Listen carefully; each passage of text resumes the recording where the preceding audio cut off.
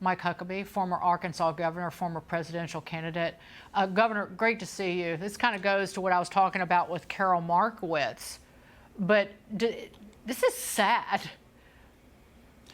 It's beyond sad, Dagan. I mean, the fact that you've got that many Americans who can't even recognize the three branches of government, you wonder, did they ever even take ninth grade civics, much less pass it? But here's, I think, a good question.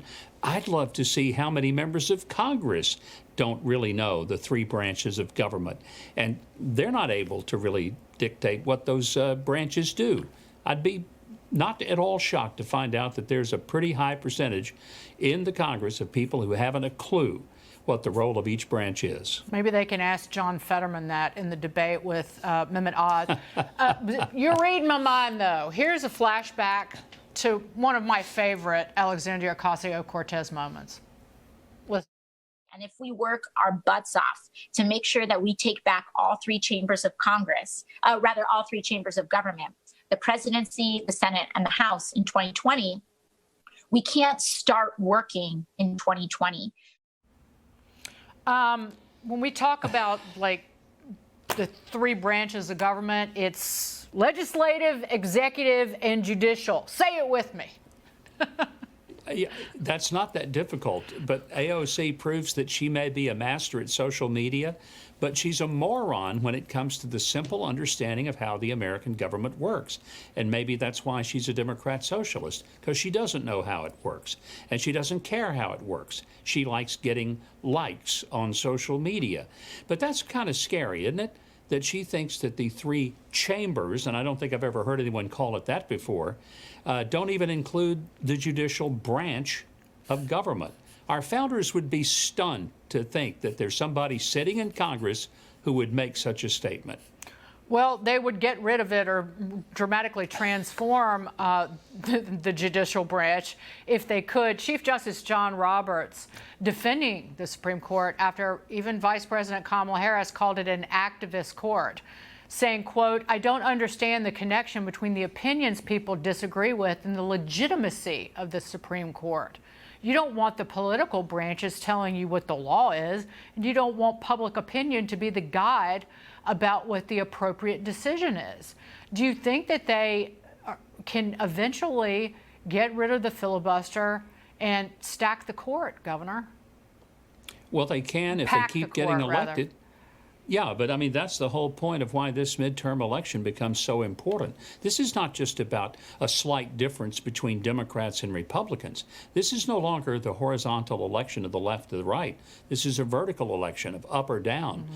We have people running the government right now in all three branches, well, at all three, both branches. I'm sounding like AOC. Mm-hmm. The two branches of the Congress and the White House that have thrown the Constitution out on the street, and they've just decided to do whatever they wish, ignoring the minority rights, completely dismissing the idea that Congress starts spending bills and the president can't just spend money out of the Congress's purse as if it's his own piggy bank.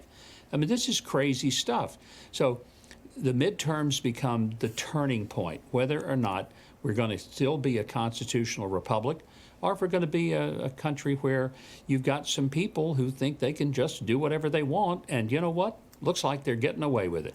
In that survey that was done by Annenberg, only a little more than a quarter, well, 26% of respondents could not name any First Amendment freedoms, not even one of the five. And if you don't cherish and protect those very freedoms, then you will lose them.